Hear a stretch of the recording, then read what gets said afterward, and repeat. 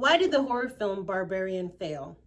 Well, it had great actors, a wonderful cast, the first half was very intriguing, and the gore, chef's kiss. So why did it fail moviegoers, audiences, and horror lovers alike? If you enjoy videos like these, please don't forget to subscribe and hit that notification bell so you can know when I post other videos.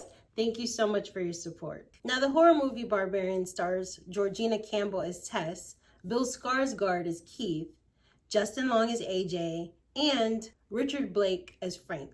Now, this ensemble cast, they're decent actors. They did good acting. However, the film lost its momentum after the first half. So what happened exactly? Well, Barbarian disappointed me as a horror writer and horror lover because the creature itself wasn't really what I thought it would be. It was supposed to be some inbred pseudo mother type figure that was super strong, almost had supernatural powers, and it did not seem right. It didn't sit right. The first half of the film stars Bill Skarsgård as Keith and Georgina Campbell as Tess, and they have such great on-screen chemistry. Basically, Tess's character, she finds out that her Airbnb has been double booked by Keith, and in order to figure out things, he allows her to stay there the night because she is preparing for some big job interview. And they have great chemistry. Like I said, they're talking, getting to know one another, but there's something a little off, and you as the audience are trying to guess exactly what's going on with this story. And can Keith's character be trusted? And Tess, you could clearly see she's street smart. She's not eating or drinking anything from him because he is essentially a stranger. Once their interaction is done, you could see Tess is starting to develop feelings for Keith because he seems really sweet, and she is starting to notice that maybe she was a little wrong about him. So, through the night, weird things happen. The door opens and closes, and in the morning, Keith is investigating the home. He finds the basement and goes downstairs, and the basement is more than meets the eye. It's essentially a cave, and he goes in. You can hear screams from Keith as Tess goes to investigate this thing, and as the movie progresses, it's very intriguing, and you're like glued to the seat because you want to see what happens, and you're wondering now, is Keith really the villain of this story? Is he really this monster? Is he really like some type of kidnapper or killer? So you don't really know. And people can pretend to be nice people and be super evil. So it was really intriguing, and it pulled me in as the, person watching this film. However, as the film progressed and they show the creature, it went downhill from there. And what went downhill for me was seeing the actual creature. I'm like, is this it? Is this really what the film is going to be about? So this pseudo mother creature that was inbred, it was just like, why did you decide to go there? And the writing, to me, after that poignant part with Tess going to investigate the cave, like she sees this dingy bed and this camera setup, and it gives like some creepy vibes, of course, and you would think that the character would bolt out of there, but she's still invested in trying to find Keith.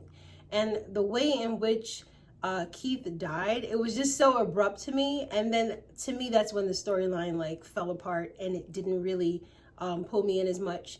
What I noticed throughout the film is I no longer cared about the protagonist. I no longer cared about Tess. And when that happens, there's a complete disconnect with the character. There's no character building. And there was this weird part of the film where you're trying to get some background on the, inbreeding and so on. You see this homeless man that's sitting and he's doing the exposition, and it's like, why would you have him do that in a 10-second like monologue to tell what's happening in the film?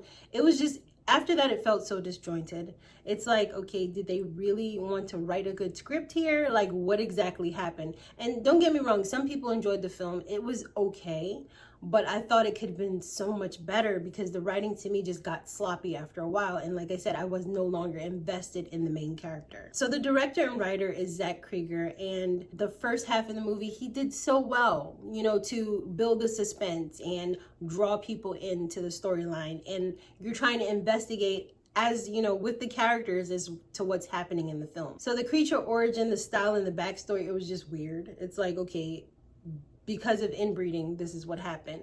Now, it kind of gave me the Hills Have Eyes vibe, and that's where I thought they were going with it, but it was just weird.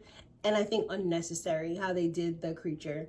And there was this weird twisted part with the nipple bottle feeding scene. It was just gross and it turned my stomach. It was one of those horror films that I find absurdly comical, honestly, and I didn't go there to like laugh. And Justin Long's character brought the comic relief. However, it's just like, really? Is that all we're getting from this film? So the plot to me was very lazily written, and I think, honestly, I sense it's two different writers here. I don't think Zach did this on his own, because for the tone to change so rapidly within the film, it literally feels like someone else wrote it. There was zero character development. You didn't get to know any of the characters personally.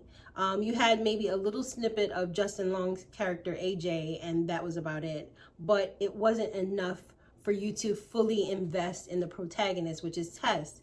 So, you know, and Justin Long's character was a side character. He wasn't even the main character in the beginning. So it was just bizarre to me. So not getting to know them personally makes you not care about the characters and their situation and their impending doom. This film had the opportunity to give audiences more, and sadly they did not deliver. It was poorly executed, and if they were to have gone back and maybe done an alternate ending or something to explain to audiences, it was just weird how it was. You know, it started off really good, and then in the middle was like, what? And then it dragged, and then it didn't quite make sense anymore. And the characters, as with other horror movies, they make stupid decisions. They didn't use their cell phones to call the police. You know, when Tess was in the basement trying to find Keith and heard him screaming, there was no rush to get out of the house and call 911. It was just so bizarre how they were interacting. And with Justin Long's character, AJ, he was funny. I'm not gonna lie, and I was okay with his character. But for him to make such a weird decision later on and be this more or less asshole, the way he was acting towards Tess, it was just weird. Like, the thing is, we don't know how he would actually be, because he appeared to be like this normal, you know, likable guy, but he was really a jerk. We got more of Justin Long, AJ's character, than we got of the protagonist and Bill Skarsgård's character, which is weird because Justin Long's character, AJ, was not the protagonist. So I thought Barbarian could have been a lot scarier. It started to be really scary in the beginning. It was fun and engaging. However, when I saw the creature, I'm like, that looks so stupid. And why is it so superhuman strong? And then there's the old man in the basement, the dad. It was just all over the place. And, you know, for them to have the homeless person, you know, doing the exposition and trying to sum up what's happening, it was just so weird. It's like, give us the full backstory, dive into the main characters, pepper in the, you know, suspense, and then show us the big reveal. I think they could have dragged out the creature a little longer and not show it so abruptly in the beginning, because I think that's what threw audiences off.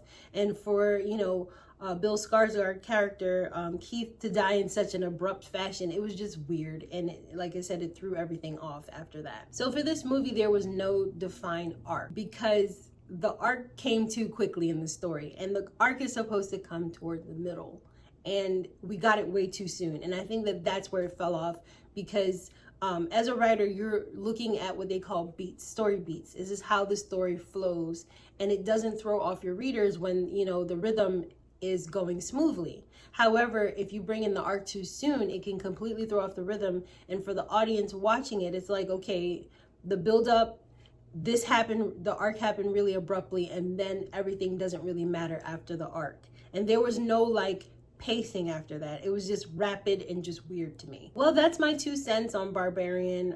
Like I said, I think if the story flowed better and the arc wasn't introduced so soon, it would probably be an enjoyable film. I also think the creature could have been done a lot better, and that weird exposition by the homeless person, it should have come either in the beginning of the movie. You know how they have the words go up the screen about the history or whatever? Something like that would have helped us.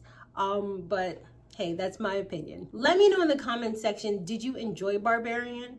And if so, what were your favorite parts? If you did not, definitely let me know in the comment section what you found wrong with the film.